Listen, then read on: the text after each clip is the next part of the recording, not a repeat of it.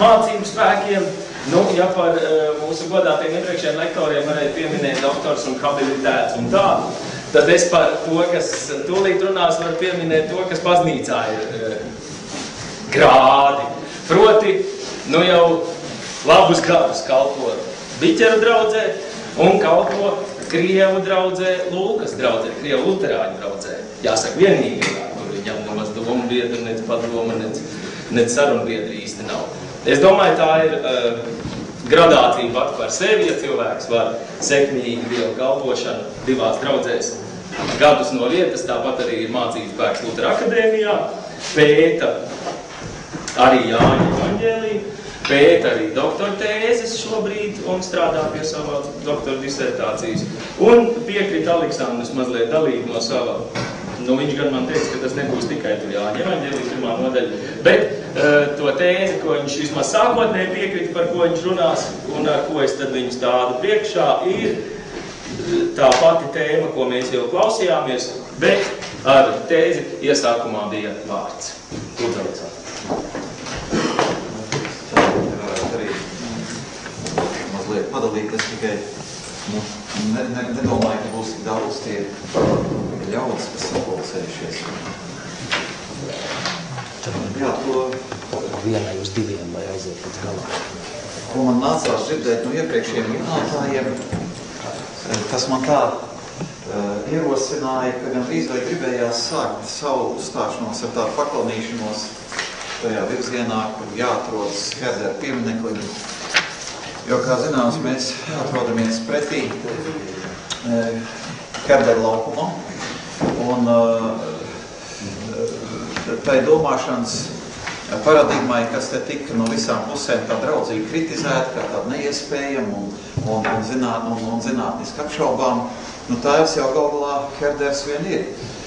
Jo viņš vēl ilgi pirms Darwina un pirms Montbaudot, Montbaudot laikā, jā, arī izteica šādu tēzi.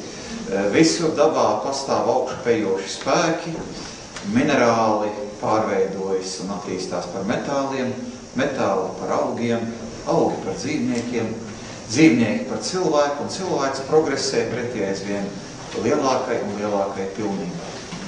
Nu, jāteic tā,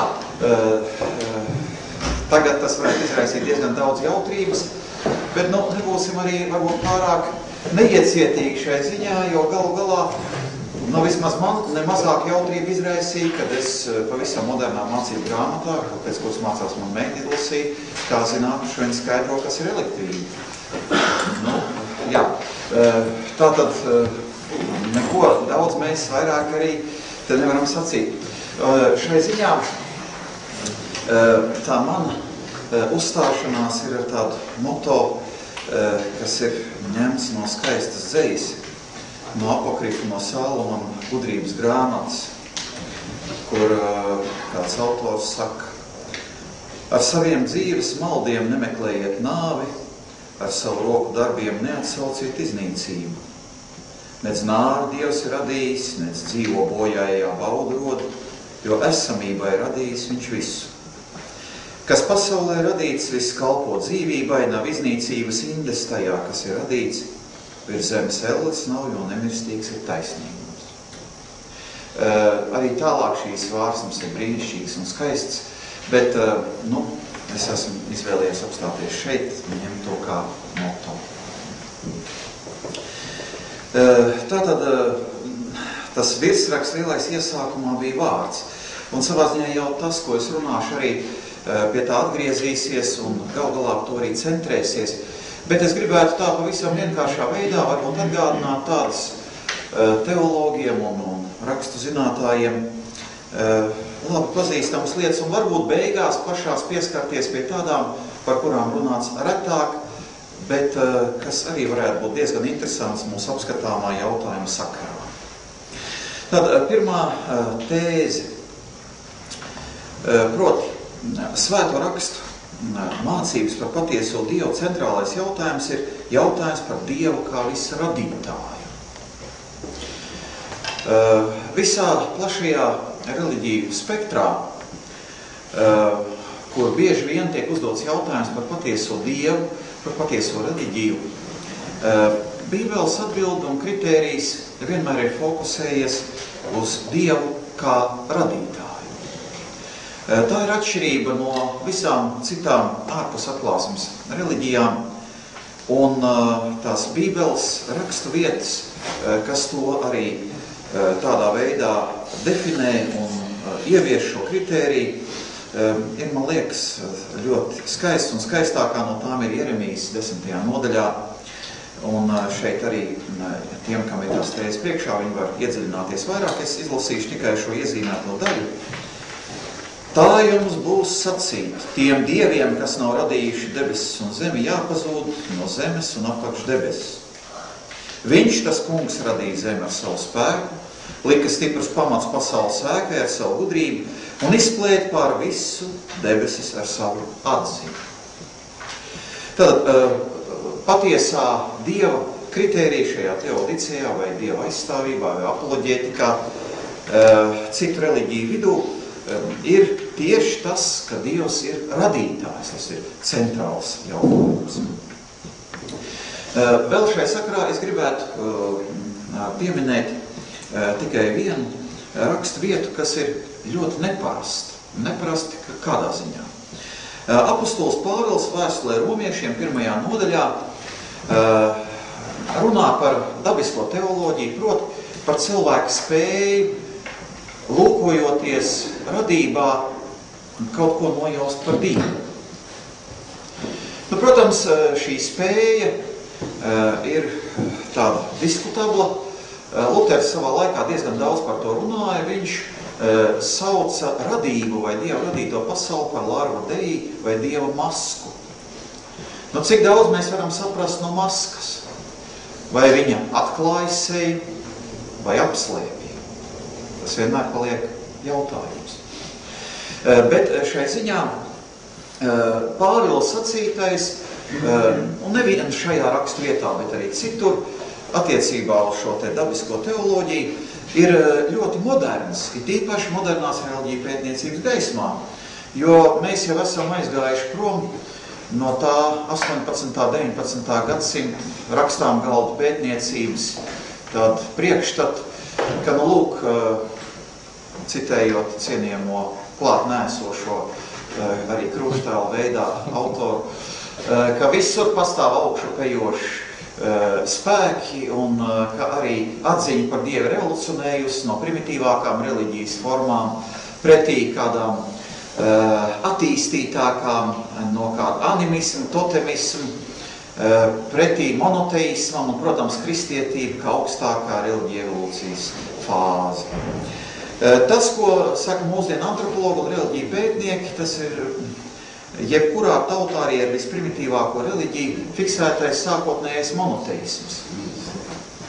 Proti, ka drīzāk procesi ir pretēji, nevis kāda evolūcija no vienkāršākām reliģijas formām, kur gudri vīri, raukuši pieri, tad ir kaut ko no sevis atkal ko gudrāk izspieduši par tiem, kas iepriekšējās audzēs dzīvojuši.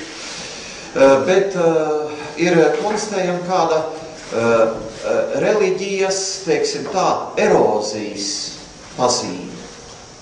Proti, arī visprimitīvākajās reliģijās ir zināšana par Dievu kā visa radītāju, bet gan mitoloģijā, kas ir šīm tautām, gan citur, parādās tādi mitoloģiski procesi, kas virzās prom no šī patiesā Dieva. Tas nebūtu mans uzdevums to šobrīd apskatīt.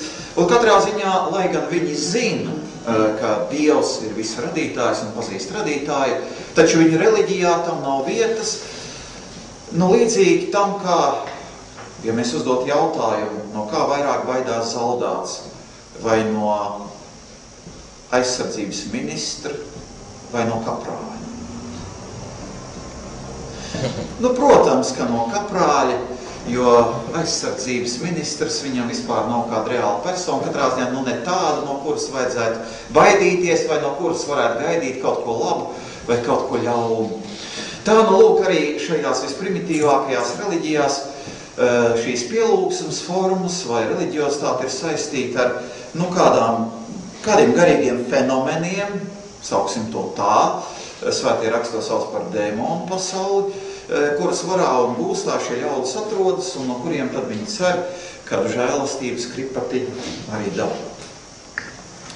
Katrā ziņā šajā Pāvila citātā ļoti labi redzēt, ka Dievs kā radītājs nav atstājis sevi nepazīstami.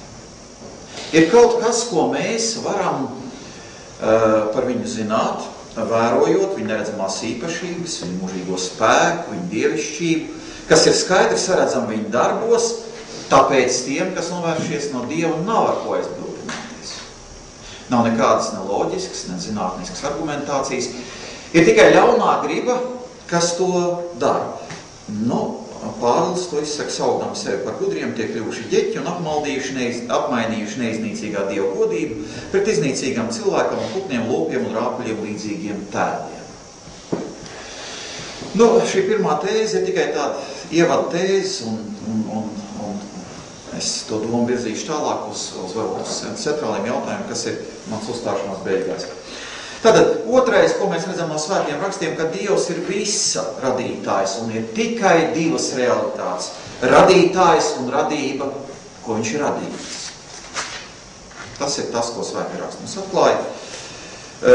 Un šeit es esmu izmantojis brīnišķīgu rakstu vietu no pravieša Iesajas 66. nodaļas, tātad no pašām pravieša Iesajas grāmatas beigām. Visu pasaules visumu taču ir radījis mana roka, saka tas kungs, un tā ir cēlies viss, kas pasaulē pastāv, saka tas kungs. Tagad, protams, nākamā raksta vieta ir mūsu pašu jau daudzkārt šodien pieminētā un slavenā raksta vieta no Jāņa evaņģēlija iesākuma. Iesākumā bija vārds, un vārds bija pie Dieva, un vārds bija Dievs. Tas bija iesākumā pie Dieva. Caur viņu viss ir radies, un bez viņa nekas nav radies, kas ir. Tātad, ja mēs skatītos par šo grieķu tekstu, tad tur, kur ir sacīts, caur viņu viss ir radies, un nekas nav radies, kas ir īpašs uzsvars. Grieķu vārds ūden, viņš ir salikts no ūdehen. Pat nekas, nevis sīkākā, nevis mazākā lietiņa. Mēs atgriezīsimies vēl pie šīs rakstu vietas, jo viņa ir ļoti būtiska un nozīmīga. Un es šobrīd šo tēzi uzsveru, kas liekas tik pašsaprotam, ka jau Dievs ir radītājs, viņš ir visa radītājs. Divu iemeslu dēļ. Pirmais iemesls ir tas, ka ārpus atklāsmes reliģijās, tur, kur darbojas kādi dievi, kas arī kaut ko rada un dara, viņi tomēr nav viss radītāji. Viņi ir kādi, kas kādos procesos piedalās. Un otrs iemesls, šī apziņa par Dievu kā visa radītāju dod mums dziļāk ieskatu par visu tā, kas radīts garīgo pamatu. Jo tas viss ir Dievā, absolūti Dievā. Un par to mēs plašāk mazliet arī runāsim nākamajās tēzēs. Lūtēts par šo rakstu vietu ir sacījis šādi. Tas, kas nav radība, tam ir jābūt Dievam, jo ārpus Dieva un radības nekā cita nav. Tāpēc mēs no šī teksta mācāmies, ka Dieva vārdam, kas bija iesākumā un caur ko visas lietas tika radītas un nosauktas vārdā, ir jābūt mūžīgajam Dievam, nevis radībai. Un to pašu arī saka apostols Pāvils pavisam īsā tādā gan izvēl liturģiski formulētā veidā. No viņa, caur viņu, uz viņu visas lietas. Visas lietas pastāv Dievam. Nākamajā tēzē es gribu mazliet pieskarties pie jau arī izskanējušās lietas, ka Dievs ir visa radītājs no nekā ar savu vārdu, tāda creatio ex nihilo. Un secinājums radītās pasaules pamats ir Dievā, un šis pamats ir garīgs, nevis fizikāls.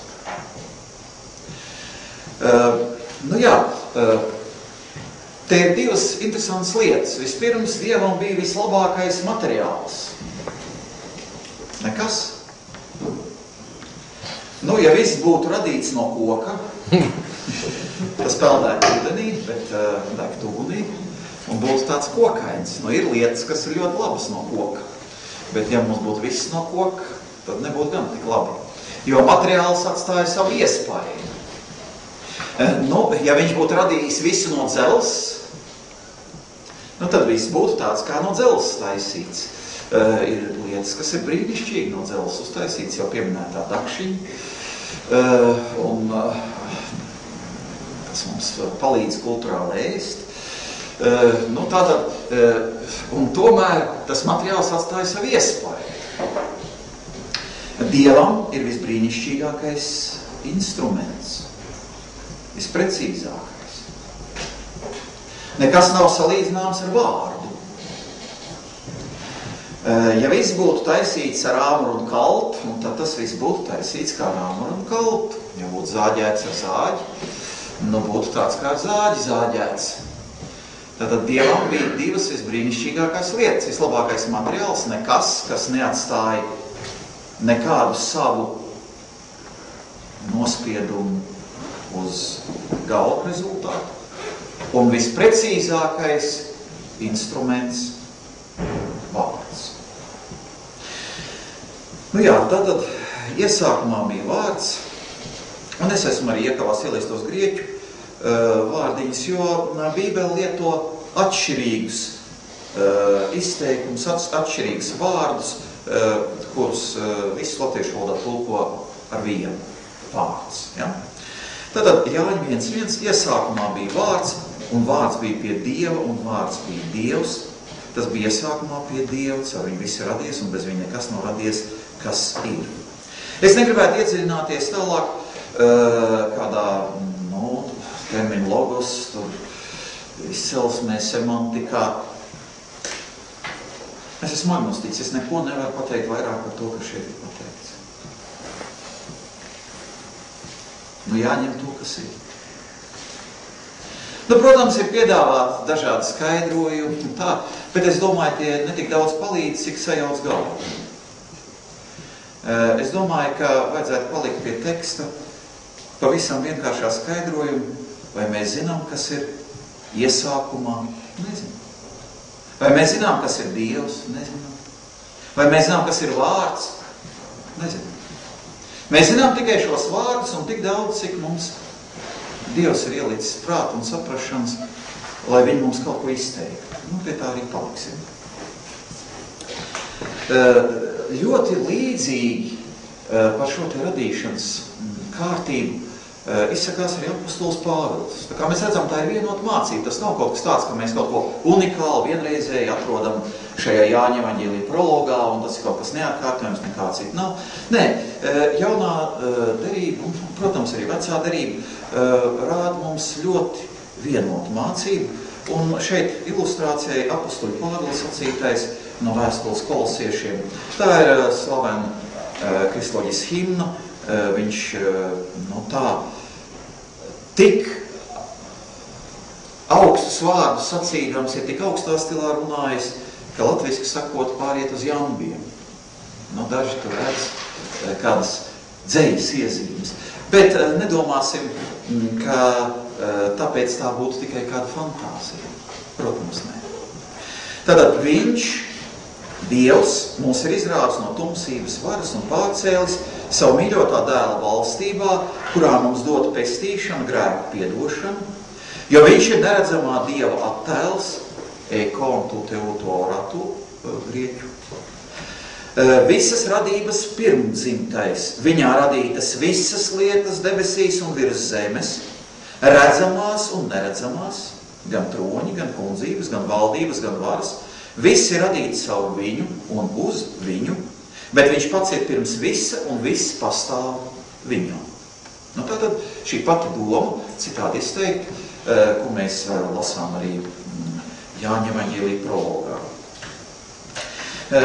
To, ka visas lietas radīs Dieva vārda spēkā, mēs lasām arī citur, un šeit ir vēl divas rakstu vietas, no 2. Pētera vēstules, no Vēstules ebrejiem. Vēl es esmu pievienojis mazliet no apokrifiem, jo tur ir tieši arī šis teksts, kas uzsver radīšanu no nekā. Starp citu, nekas ir ļoti interesanta lieta. Ījaba grāmatas 26. nodaļā ir sacīts, viņš tukšumu izpletis pāri ziemeļiem, un tur zemi piekārta pie nenieka, kā tulkoja Luters, pie nekā. Un pāri ūdeņiem viņš nospraudis robežu, Luters Gliks tulkoja ežu, kur gaisma un tumsa šķiras. Skaisti vārdi. Tātad, tai pašā laikā, kad citi reliģiski avoti mēģina mitoloģizēt, un ka zeme tur ir plakana 3 stūraini un stāvots uz 3 ziloņu mugurām, un zemestrīces ceļas no tā, ka ziloņiem ieniezas tās muguras, un viņi sāk nosīties, kā tas ir rakstīts Rigvēdā, vai kā klasiski skolas mācību grāmatā ir bildīt bijusi padomu laikā, kur ir plakana zemes, kuras tur ir kāda sāģi virsū, tad kāda pravoslāva baznīciņa, un tad tas viss stāv uz 3 vaļiem un tam līdzīgi. Svētie raksti saka skaidri, Dievs tur zemi uzkārtu pie nekā. Tātad šis nekas ir interesanta lieta. Un Makabeju 2. grāmatā, 7. nodaļā, 28. pantā ir rakstīts: paskaties uz debesīm un zemi un redzēdams visu, kas tur ir, saproti, ka to radījis Dievs no nekā. Un tāpat ir radusies cilvēka cilts. Šeit es gribētu iemest āķī turpmākajam, jo tas ved pie manām galva tēzēm. Proti, ļoti interesants ir konteksts, kurā tas viss ir sacīts. Tas nav kāds filozofu, teorētiķu, pat ne dabas zinātņu pētnieku konteksts. Tas ir ļoti konkrēts konteksts, kas ir saistīts ar cilvēka dzīvi. Šai gadījumā tiek pamācīts kāds dēls, kuram par savu ticību ir jādodas nāvei. Tātad reliģisks un morāls konteksts. Un tiek sacīts, paskaties uz debesīm un zemi. Redzēdams visu, kas tur ir, saprot, ka to Dievs radīs no nekā. Ja Dievs tevi radīs no nekā, tad nebīsties. Lūk, mēģināsim iet secīgi tālāk. Tātad saskaņā ar Bībeli Dieva radītajai pasaulē ir 2 aspekti, kas atrod dziļā savstarpējā saistībā. Garīgā pasaule, sauksim to tā, fizikālā pasaule, sauksim to tā. Bībelē un senajās ticības apliecībās tas izteikts ar vārdiem debesis un zeme, redzamās un neredzamās lietas, jo ir lietas redzamās, ir neredzamās. Un neredzamās viņas ir ne tāpēc neredzamas, ka viņas ir būt ļoti mazas, kā mikrobi vai gaisa caurspīdīguma dēļ, vai atomi tikai tāpēc, ka tie ir teorētiski kaut kādā veidā, vai varbūt elektronmikroskopā tur kāds kaut ko domā saskatīt. Ne tāpēc, ka būtu grūti saskatīt, bet tāpēc tās ir daļīgas lietas. Un principiāli neuztverams ar fizikālās pasaules uztveres līdzekļiem. Te varētu tā uzreiz arī mazliet paironizēt par dažādiem centieniem neredzamās lietas svērt, mērīt, pētīt, tāpat kā sver, mēru un pētīt redzamās lietas. Es gan neredzēju šo filmu, zinu tikai nosaukt 21 grams. Tik svarot cilvēku veiseli. Es esmu dzirdējis, protams, par tādām liesākām dvēselītēm. Kāds bija uzlicis mirstošu uz svariem, un tad, kad viņš nomirs, tad iztrūkums, kas tika konstatēts, bija 4 grami. Ko viņš tur izdalīja? 4 gramus smirdams, cits jautājums. Bet sakiet man lūdzu, vai jūs nevarētu man iesvērt 300 gramu gudrības vai muļķības? Puskilo mīlestības vai galvā 100 gramu kultūras? Jā. Jā. Tātad tā svētie raksti runā par šīm lietām, tāpēc saka neredzamās, nevis neredzētas vai kaut kā citādi, bet neredzamas savā principā. Lūk. Tātad, kur tad tas ir tā jau viens citāts mums ir bijis, bet arī, protams, 1. Mūzes 1, iesākumā Dievs radīja debesis un zemi, un uzmanīgi, zeme bija neiztaisīta un tukša. Ne debesis. Tohu va bohu. Vācieši to lieto kā sakāmā. Kad kaut kas ir sajucis un kaut kas ir absolūts nesaprotams. Tad tas ir tohu va bohu. Latviski neiztaisīt un tukša. Latvieši nelieto tohu va bohu, bet, vispār apsteiciet. Tātad, tālāk kolosiešiem viņā radītas visas lietas debesīs un virs zemes, un kā paskaidrojums, jeb kā paralēlisms, redzamās un neredzamās. Turklāt, mēs lasām tālāk vēstuli Ebrejiem, ka tieši neredzamās ir tās, no kurām nāk redzamās. Un neredzamās ir tās, kas kustina šo pasauli. Jā, arī cilvēku pasauli. Kāpēc mēs kustamies? Klasiska anekdota par Vernadsku un Staļinu, ko jau droši vien visi zina. Bet, es atļaušos atgādināt, Vernadskis bija savs tāds pusteozofs teorijas, tādas holistiskas teorijas izstrādātājs. Viņa vārdā nosauc prospekts lielajā metropolē Maskavā. Un viņš savā laikā bija Nobela prēmijas laureāts, un Staļins jau tā kā gribējis iepazīties ar visiem tādiem slaveniem savas valsts vīriem. Tad viņam jautājas, kā jūs, tāds pasaules zinātnes spīdeklis, varat ticēt Dievam, kaut kādam Dievam viņš ticēja, kuru jūs nekad neesat redzējis. Un tad, Ēzopa valodas skaistums. Vernadskis, vai tik viņš nebija ebrejs? Jo ebreji parasti atbild ar jautājumu uz jautājumu. Viņš sacīja tā, Josifis Rjonovičs, vai jūs ticat draudzībai? Mēs nezinām, kam ticēja, vai Staļins ticēja draudzībai. Es domāju, ka nē, bet mēs zinām, ko viņam vajadzēja atbildēt. Viņš teica, jā, es ticu draudzībai. Un tad Vernadskis atbildēja, bet jūs taču ar viņu nekad neesat redzējis. Un pat neaizsūties gulēt. Jā, bet lai vai kā. Tātad Ebreju vēstulē 11.3 mēs lasām, jo ticībā mēs noprotam, ka pasauli radīja Dieva vārda spēkā, ka no neredzamā cēlies redzamais. Tātad neredzamais kustina redzamo, cilvēku kust šai pasaulē tāda ļoti neparasta lieta dēļ, kas ir tikai, par kurām mēs zinām tikai vārdus, un ko tas dara šai pasaulē, arī mēs zinām. Draudzības, naida, muļķības, gudrības, alkatības, mīlestības, vai kādu citu lietu dēļ. Kurš šīs lietas ir redzējis? Pats Staļins nebija draudzību redzējis.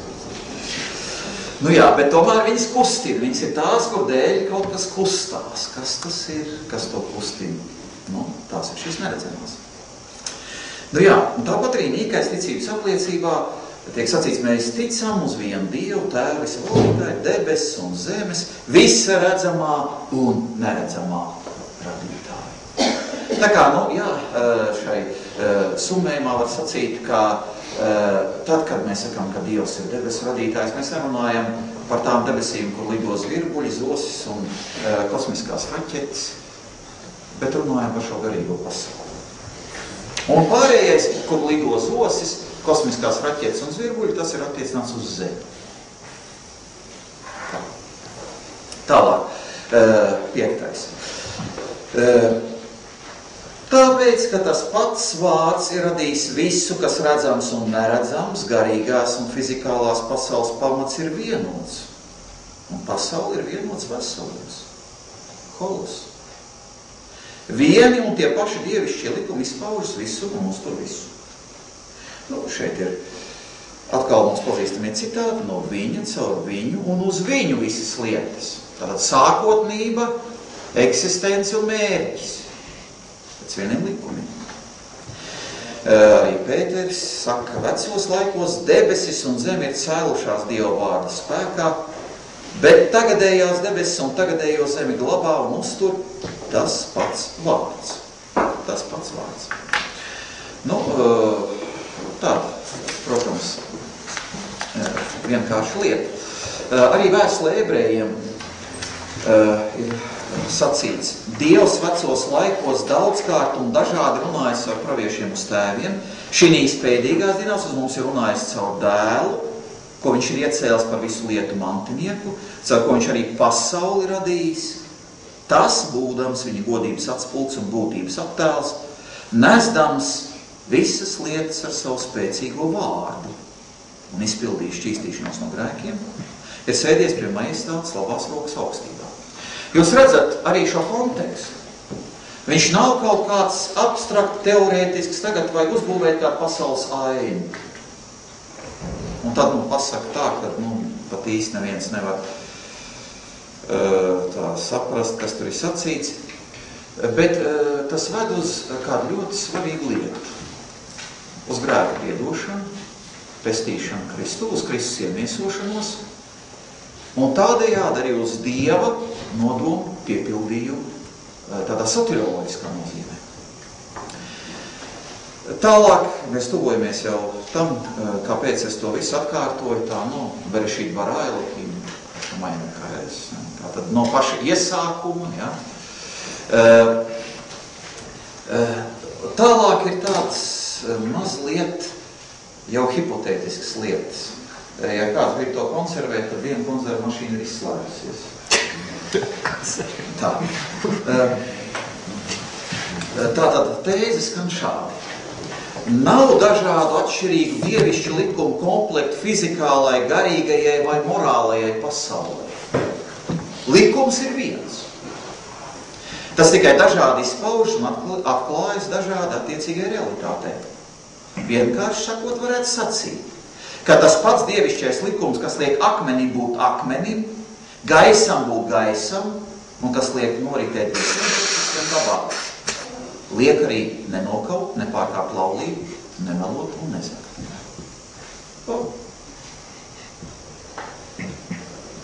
Varbūt tiešām tas tā ir. Un es domāju, ka tas tieši tā arī ir. Mēs uztveram kādas lietas morāli, vai fiziski, vai kā citādi. Bet tas, ka šī pasaule ir vienota, parāda, ka arī šis dievišķais likums un pamats ir vienots, ka nav dažādi komplekti, pēc kuriem ātomi turas kopā un likumi, pēc kuriem mums jādzīvo. Viens dievišķs likums. No Dieva nācis, viens un tas pats vārds. Ir tas, caur kuru viss ir radīts. Un tas ir tas pats vārds, kas mums arī ir sludināts. Jā, viņš skan citādi. Bet, kad Jēzus saka, pamodies nevisā labā noskaņojumā, atceraties to notikumu tur jūrā, kur tie mācekļi tur gribēja tā kā viņi iesaistīt droši vien kādā airēšanas vai ūdens no laivas izsmelšanas pasākumā. Piecēlās, pateica, kāpēc jūs esat tik mazticīgi? Mēs grīmstam, stultē, mēs grīmstam. Viņš pateica, mums tūkot smuki, klusi mierā. Fēni. Dainis Zebs neļaus samelot. Nozīmē drīzāk apkust vai aizgrīst. Ko dara vējuši un jūra? To arī dara. Vai to varēja saprast? Mācekļi varēja saprast. Tas bija vārdos ietverts viņu valodā. Kā to saprat vējš un jūra? Tā ir viņa darīšana. Tas pats vārds. Tieši tas pats. Tas pats, kas uztur visu, caur kur viss ir radīts. Tieši tas pats vārds, kam mūsu ausīs. Jā, problēma tāda. Jūra paklaus, vēja aprimst. Jautājumā, vai cilvēks paklaus. Ap to mēs arī ņemamies. Tā ir tā problēma. Cilvēks nepaklaus. Cilvēks pateikt, nē. Jūra nekais paklau, nu mēs taču tik labi te viļņojamies. Mēs labi būšam. Turpināsim. Nē, uzreiz ir liels klusums. Galēnē, negalēnē. Radītājs stāv savas radības vidū. Ļoti konkrēti. Nekā teorija. Vienīgi praksa. Lūk. Tāds skaists citāts. Es neteiktu, ka viņš tāds milzīgi tāds teoloģisks slods, bet viņš ir skaists. Tā teoloģija būs tālāk mazliet. Tātad, tas ir no 2. Korintiešu 4:6. Jo Dievs, kas ir sacījis, lai gaismas no tumsības ir atspīdējis mūsu sirdīs, lai dotu Dieva godības atziņas gaismu Kristus vaidā. Tas pats Fiat Lux. Vienā gadījumā no tumsas brauc gaisma. Otrā gadījumā cilvēku prātā Dieva atziņas spožums. Tas pats, lai to gaisma. Nekāds cits vārds. Un šeit ir kāda interesanta lieta, ko man darbojoties ar studentiem jaunās darības teoloģijas kontekstā, tā iznāca viņai tā uzdurties un, kā es teicu, vai neteicu, es laikam aizmirsu pateikt, ka es vairāk esmu agnostiķis, tā kā tāda akla vista. Nu, tad tas man tā kā aklai vistai grauds. Lūk, lai apzīmētu vienoto likumu, kas ir garīgās un fizikālās pasaules pamatā, apostols Pāvils vēstulē kolosiešiem un arī vēstulē galatiešiem lieto īpašu terminu, kas ir pazīstams, principā nav nekāds svešs. Pasaules pirmspēka, vai tā stoiheia tu kosmu. Pasaules stihijas. Pāvils to lieto īpašā veidā, kas atšķiras no antīkajā pasaulē izplatītu lietojumu, ko ar šo terminu parasti apzīmē fizikālos pirmelements jeb stihijas. Nu, piemēram, zemi, gaisu, uguni, ūdeni. Vai, piemēram, zodiaka zīmes. Nu, vai kā citā. Ja? Pāvils šajā terminā ietilpina gan fizikālās pasaules parādības, gan jūdu un pagāna reliģija iezīmes, kas saistīts ar dažādu reliģisku rituālu un priekšrakstu ievērošanu, gan arī dievišķo bauslību, kas ir ļoti interesanti. Tātad kopumā ņemot visu, kas vien ir saistīts ar pasaules vienotajām likumsakarībām, vai tās būtu pareizi izprastas vai ne. Neko nešķirt. Un to mēs redzam no klāt pieliktajiem citātiem. Uzmaniet, ka neviens jūs nesagūst ar savu filozofiju un tukšu maldināšanu, kas balstās uz cilvēku mācību, uz cilvēku tradīcijām, būtu pareizāk, un pasaules pirmspēkiem, bet ne uz Kristu. Un tālāk saka, viņā mājo visi dievu pilnīgi miesā. Saka, jūs pētīdami ar savu gudrību neko daudz viss neizpildīs. Kāpēc? Tas nebalstās uz Kristu. Tālāk, kolosieši turpat tālāk, ja nu jūs esat ar Kristu nomiruši pasaules pirmspēkiem, ko tad jūs ir kā vēl dzīvodam pasaulē uzņematies priekšrakstu jūgu, cilvēku bausļus un mācības, kā piemēram, kad nebūs aizskata, kad nebūs baudīt, kad nebūs pieskarties. Ļoti interesanti ir pie galatiešiem. Tā arī mēs, kad nebijām pieauguši, bijām pasaules pirmspēku kalpībā. Bet, kad laiks bija piepildīts, tad Dievs sūtīja savu dēlu, dzimušu no sievas, noliktu zem bauslības, lai izpirktu tos, pār kuriem valdīja bauslība, ka mēs iegūtu bērnu tiesības. Redziet, viņš šeit runā par bauslību. Dievu doto balstu. Un sauc to par pasaules pirmspēkiem stoikeitu kosmu. Tikai tai patiesajā atziņas veidā. Viens dievišķs likums ir pamatā gan fizikālajai, gan garīgajai, gan morālajai pasaulē. Tālāk galatieši, mazliet vēl uz priekšu. Gan toreiz jūs Dievu nepazīdami kalpojāt tiem, kas pēc būtības nav dievi, bet tagad, kad jūs Dievu esat atzinuši, vai labāk sakot, kad Dievs jūs ir atzinis, kā tad jūs atkal atgriežaties pie nespēcīgajiem, nabadzīgajiem pirmspēkiem, un tiem atkal no jauna gribat kalpot. Jūs cienījat dienas, mēnešus, gadus un laikus, un tā tālāk. Tad jūs redzat, ar šiem stoikeitu kosmu Pāvils apzīmē jebkuras likumsakarības, vai viņas pareizi saprast vai nepareizi, viņš pat nešķiro. Bet tas ir tas, ko mēs lūkojoties dabā varam nojaust, apjaust, izzināt. Un tālāk man galvenā tēze, pēdējā.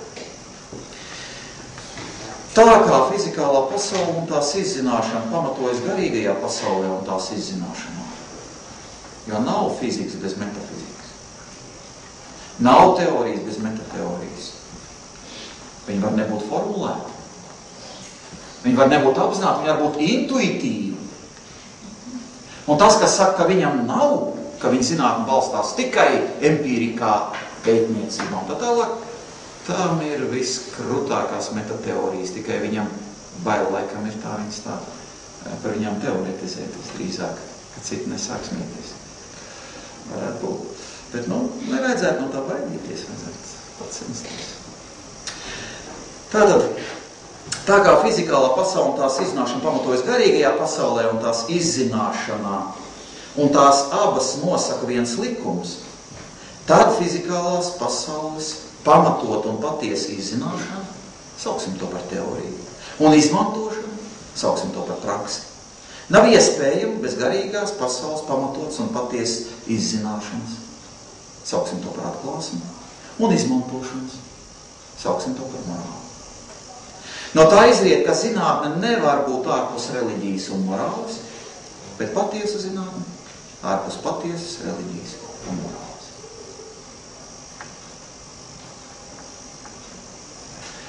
Un beigās jūs paši varat mājās izlasīt, ko apostols Pāvils saka, kas notiek tad, kad tas tā nav. Paldies!